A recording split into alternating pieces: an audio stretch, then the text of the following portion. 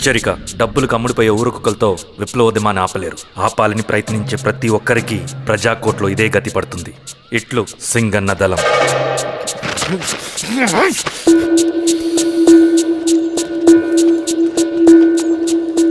అయ్యా, మీకోసం చెన్నారెడ్డి గారు శేషారెడ్డి గారు వచ్చారండి. కూర్చోమని చెప్పు. సరే అండి.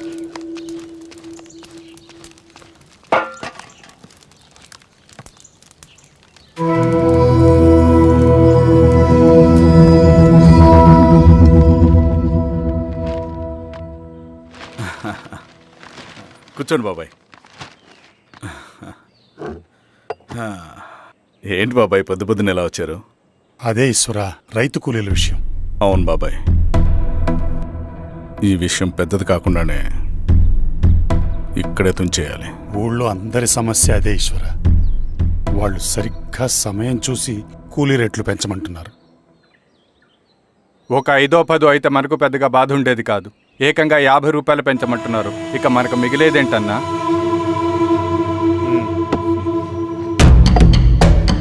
చెరువులోకి నీళ్ళు వచ్చేసరికి జలగలకి బలం పెరుగుతుందంట. ఆ అన్నల అండ చూసుకుని కూలీ నా కొడుకులు రెచ్చిపోతున్నారు. అలా కొనసాగడానికి వీల్లేదు. ఒక గంటకి మీరందరూ పోలీస్ స్టేషన్కి రండి. అక్కడ మాట్లాడి ఏం చెయ్యాలో ఒక నిర్ణయానికి వద్దాం. అలాగే పద.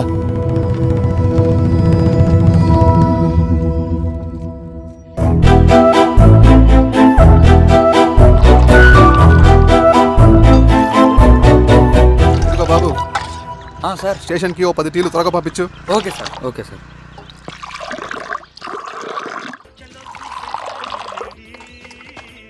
రెడ్డి గారు, బయట ఊరు నుంచి కూలి వాళ్ళని తీసుకొస్తే ఇక్కడ ఊరోళ్ళు ఊరుకుంటారా? గొడవలకు వస్తారండి. నాకు లా అండ్ ఆర్డర్ ఇష్యూ అవుతుంది. వాళ్ళు గొడవ దిగితే మేమన్నా వాచమలమా?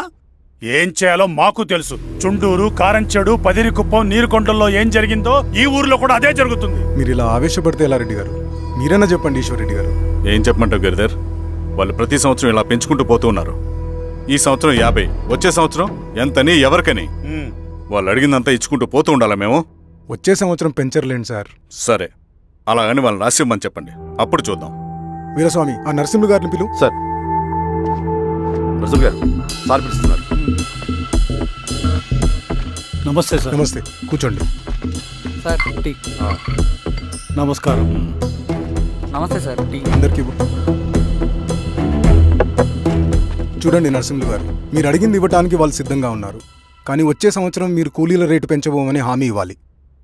వచ్చే సంవత్సరం మిగిలిన వస్తువుల ధరలు పెరగవని మీరు హామీ ఇవ్వండి, అలాగే మేము ఇస్తాం. మేము అడిగింది మీ చేతిలో ఉంది, మీరు అడిగింది మాత్రం మా చేతిలో లేదు. వాళ్ళ చేతిలో ఉంది సార్, అంతా అన్నల చేతిలో ఉంది. సార్, వాళ్ళెవరో మాకు తెలియదు. మేమెవరి చేతుల్లో కీలువమనం కాదు. ఇది మా రైతు కూలీలందరం కలిసి సమిష్టిగా తీసుకున్న నిర్ణయం.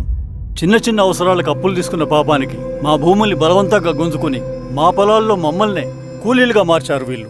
భూమి మాది, పని చేసేది మేము, పండించేది కూడా మేమే. అవన్నీ మీ పార్టీ మీటింగ్లో చెప్పుకోండి, వింటారు.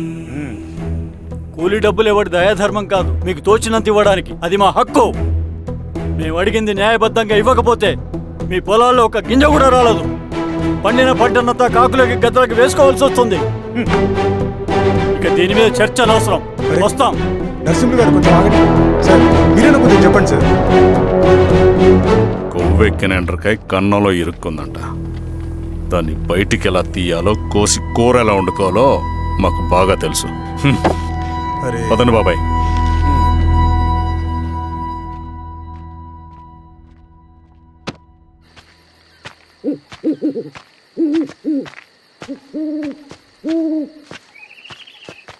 లాల్ సలాం కామ్రేడ్. లాల్ సలాం. ఇంత పొద్దున లేచారంటన్నా? విప్లవకారుల జీవితాలు ఇంతే కదా రవి. 15 ఏళ్ళుగా ఇదే జీవితమే కదా బతుకుతున్నాను. ఎటువైపు నుంచి ఎవడొచ్చి అటాక్ చేస్తాడో తెలీదు.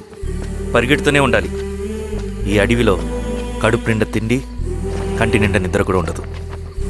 ఒక్కొక్కసారి తాగడానికి చుక్క నీరు కూడా దొరకదు. 2 పుస్తకాలు, ఒక కిట్ బ్యాగ్, అందులో 2 జతలు, ఒకటి ఒంటి మీద, ఇంకోటి దండం మీద. ఇవే మనకున్న ఆస్తి. ఒక్కొక్కసారి ఇవి కూడా ఉండవు. బార్డర్లో సైనికుడు లాంటి వాడే, అడవిలో విప్లవకారుడు కూడా. ఇదంతా జనం కోసం, వాళ్ళ బతుకుల్లో వెలుగు కోసం. సరే, ఏం సమాచారం? కూలీ రేట్లు పెంచే విషయంలో భూస్వాములు చాలా పట్టుదలగా ఉన్నారన్న. కానీ మన నరసింహ నన్ను ఒప్పుకోలేదు. మీటింగ్ అయ్యాక వెళ్తూ కోపంగా ఏదో మాట్లాడారన్న. నాకెందుకు అనుమానంగా ఉంది. కీడి తలపెడితే ఎక్కువ నష్టం వాళ్ళకే రవి. కానీ మధ్యలో రైతు కూలీల పరిస్థితి ఏమైపోతుందని ఆందోళనగా ఉందన్న. చదరంగంలో నిలబడ్డాక చావుకి వెరవకూడదు రవి. ఇన్నాళ్ళు వాళ్ళు ఇచ్చిన పావలాకి 10 పైసలకి కూలి చేశారు. వాళ్ళ జీవితాలు బాగుపడాలంటే మనం ఎత్తిన పిడికిని దించకూడదు. సరే అన్న. స్వామి, ఎలా ఉన్నారు ఊళ్ళో అందరూ? అందరూ బాగున్నారమ్మా. కోతలు కొయ్యలేదేంటి? ఊళ్ళో కూలి రేట్ల కోసం గొడవ నడుస్తూనే ఉందమ్మా. అడిగినంత ఇవ్వాల్సిందేనని కూలీలు, నచ్చినంత ఇస్తామని రైతులు. ఎవరు రేటు తేగట్లేదమ్మా. ఈ ఇష్యూలో అన్నలు ఇన్వాల్వ్ అయ్యారా? వాళ్ళు వెనక లేకుంటే ఈ కూలి చేసుకునే వాళ్ళకి ఎక్కడి నుంచి వచ్చినాయి అమ్మా ఎన్ని గుండ్లు? ఇచ్చింది పుచ్చుకుంటమే తప్ప ఏనాడన్నా ఇంత కావాలని అడిగారా వీళ్ళు? పోనీలే, ఇన్నాళ్ళకైనా వాళ్ళకేం కావాలో నోరు తెరిచి అడగగలుగుతున్నారు. సంతోషమేగా. తీసుకుని ఇక మీదటైనా జాగ్రత్తగా ఉంటుంది.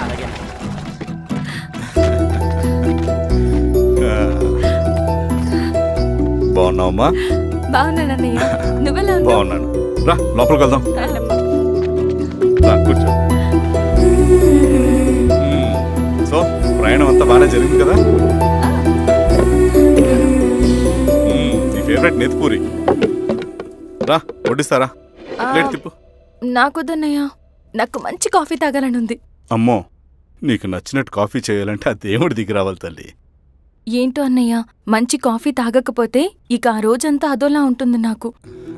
రేయ్ సామే, అయ్యా అర్థమైంది. శిరీష్ అమ్మకి మంచి కాఫీ కావాలి, అంతేగా నేను వెళ్ళి పట్టుకొచ్చేస్తా. ఎక్కడికి స్వామి? మన ఊళ్ళో మెగాస్టార్ హోటల్ ఉందమ్మా, అందులో కాఫీ చాలా బాగుంటుంది. నేను వెళ్ళి పట్టుకొచ్చేస్తా. స్వామి, అమ్మా కాఫీ అంటే అక్కడికి వెళ్ళి వేడివేడిగా తాగాలి. నేను వస్తాను పద. అవునమ్మా, అక్కడ నేను కూడా తాగాను, చాలా బాగుంటుంది. వెళ్ళు. థ్యాంక్ యూ అన్నయ్య. ఆడుతూ పాడుతూ పని చేస్తాం.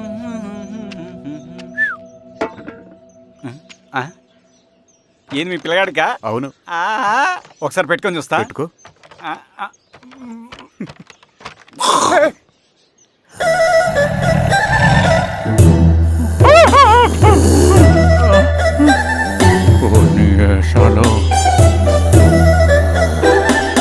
ఇన్ని బట్టలు ఉంటే చూడండి, బట్టలు లేకుండా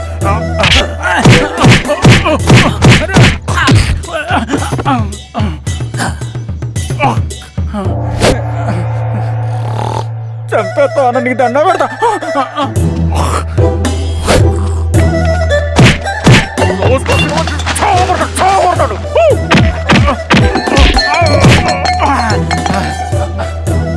నేనన్నా బొట్టుని ఏందన్నా నన్ను చంపుతా ఏంది?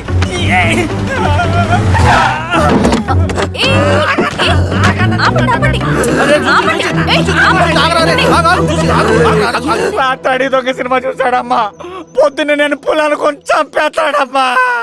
మేడం మంచి కాఫీ పెట్టు. ఎలా? మేడమా? అయితే మేడంకి స్పెషల్ కాఫీయా? ఓకే. అమ్మా ఆడికి చిరంజీవి ఇచ్చి. పిచ్చా? కాదమ్మా, ఫ్యాను. రండమ్మా కాఫీ తాదు కానీ.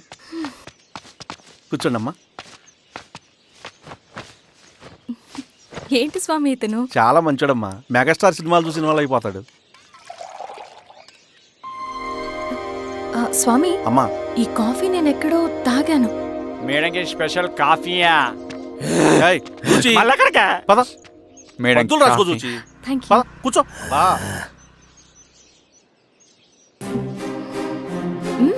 కాఫీ బాగుంది. ఎవరు చేశారు?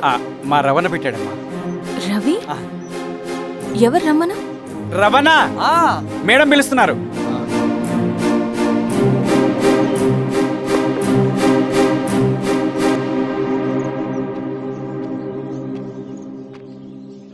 ఇతనే రవణ. శిరీష, మీరా? రవి, నువ్వేంటి ఇక్కడ? కాఫీ బాగుందా? చాలా. అది కాదు రవి, నువ్వు ఇక్కడ. ఈ హోటల్ మనోల్దే. మన ఫ్రెండ్స్ అందరు బాగున్నారా? చాలా బాగున్నారు. అవును, మీరేంటి ఇక్కడ?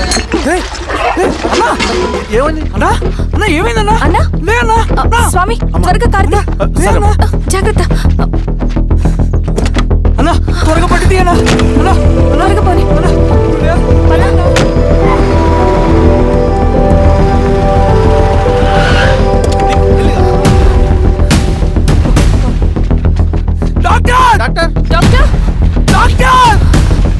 ఏమైంది? డాక్టర్ త్వరగా చూడండి డాక్టర్. లోపల తీసుకురండి.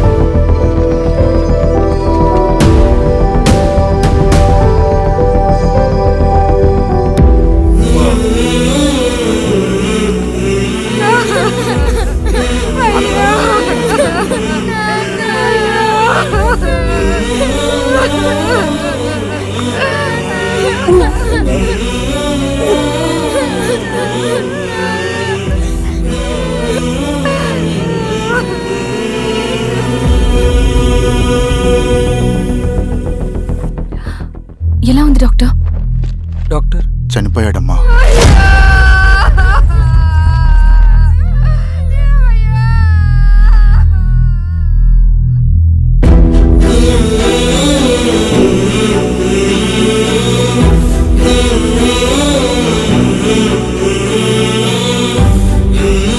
ఆ పేపర్స్ ఏంటి రవి? అతని భూమికి సంబంధించిన పేపర్స్.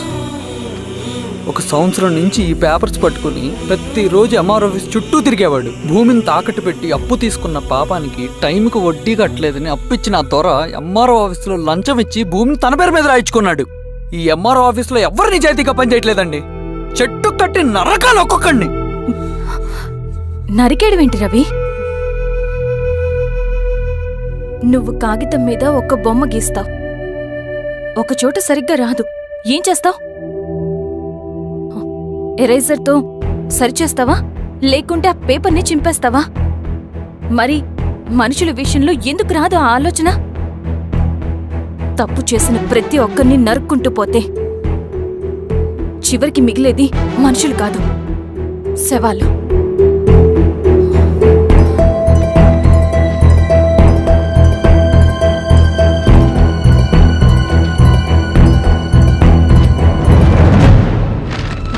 పదరవి రా.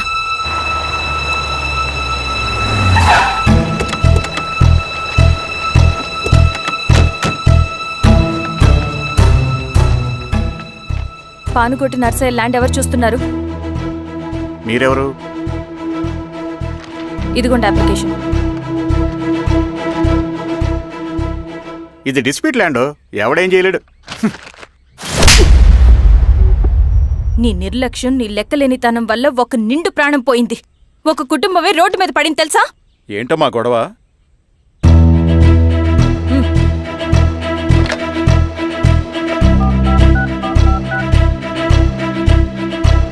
Hello sir.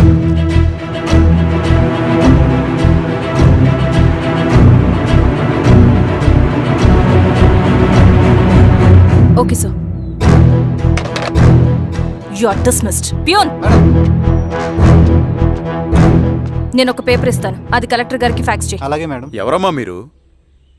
ఈ ఊరికి కొత్తగా వచ్చిన ఎంఆర్ఓ.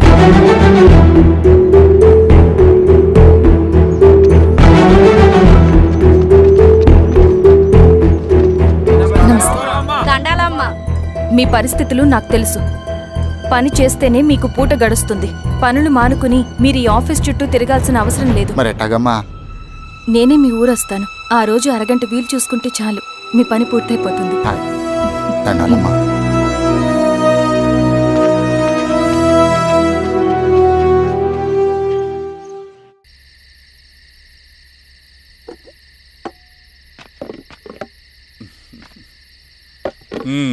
ఎంఆర్ఓ గారు ఏంటి ఛార్జ్ తీసుకున్న మొదటి రోజే ఆఫీస్లో మీ పవర్ చూపించారట? అన్నయ్య, నువ్వు సస్పెండ్ చేసిన వ్యక్తి నా దగ్గరికి వచ్చాడమ్మా. పాపం కన్నీళ్లు పెట్టుకున్నాడు. అతడి వల్ల నష్టపోయిన ఒక వ్యక్తి నా కళ్ళ ముందు చనిపోయాడన్నయ్య. కన్నీళ్లు ఎన్నిసార్లు తుడుచుకున్నా పోతాయి, కానీ వీళ్ల నిర్లక్ష్యంతో పేదవాళ్ల ప్రాణాలే పోతున్నాయి. అన్నయ్య, మనూరి సమస్య పేదరికం కాదు, నక్సలిజం. నాలాంటి ప్రభుత్వ ఉద్యోగులు వాళ్ళ డ్యూటీలు సక్రమంగా చేయకపోవడం వల్ల విసిగిపోయిన జనం అడవిలో వాళ్ల హెల్ప్ తీసుకుంటున్నారు. ఒక వ్యవస్థ ఇక్కడ సరిగ్గా పనిచేయనందుకే మరో వ్యవస్థ అక్కడ పుట్టింది. అందుకే నా పన్నం చేయనివ్వండి. స్నానం చేసిరండి, భోజనం చేద్దాం.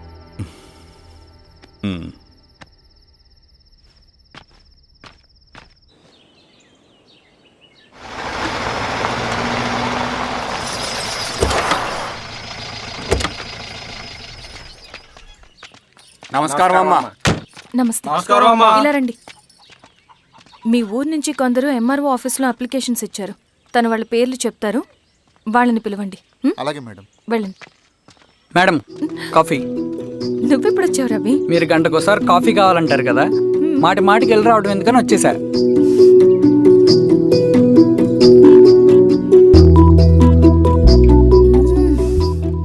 రవి, ఈ కాఫీ కోసమైనా నేను పెళ్లి చేసుకోవచ్చు.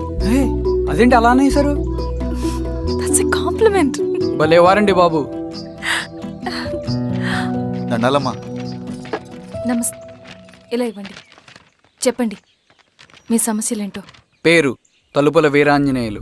ఉన్నది 3 ఎకరాల పొలం.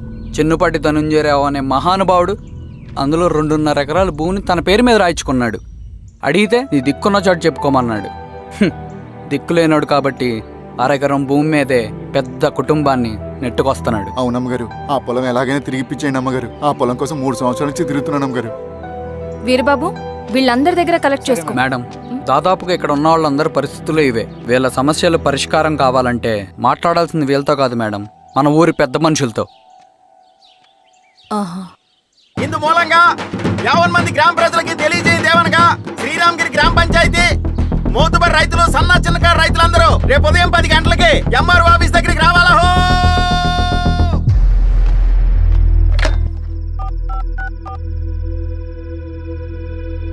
హలో, ఎవరు? నమస్తే బాబాయ్, నేను ఈశ్వర్ రెడ్డి. ఎలా ఉన్నావు? బాగున్నా.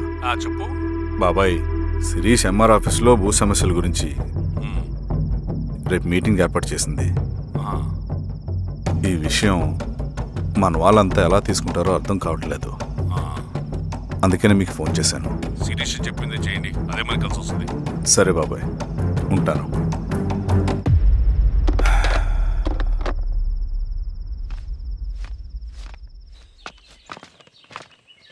నమస్తే మేడం. నమస్తే అమ్మా. కూర్చోండి. పొలాల్లో పండిన పంట కోతకొచ్చినా ఈ రోజుకి ఒక్క గింజ కూడా తెగకుండా పక్షులకు, పందికొక్కలకు ఆహారంగా పోతుందంటే దానికి కారణం ఇది. ఈ ఊరికి పట్టిన దౌర్భాగ్యం మీరు చేసిన అక్రమాల చిట్టా. కడుపు మంటతో ఉన్నవాళ్లు మీరు చెప్పిన కూలీకొచ్చి ఎందుకు పనిచేస్తారు?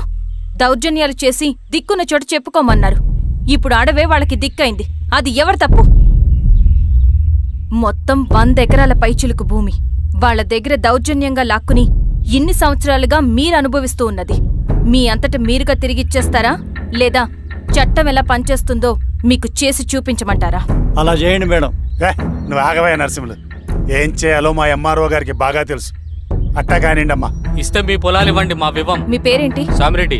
రూల్స్ ప్రకారం వెళ్తే మీ మొత్తం పొలం పోతుంది. కూర్చోండి. సామిరెడ్డి కూర్చో.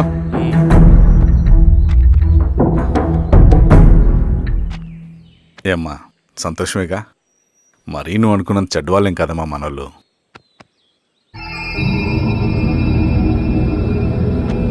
వదనాను. నమస్తే.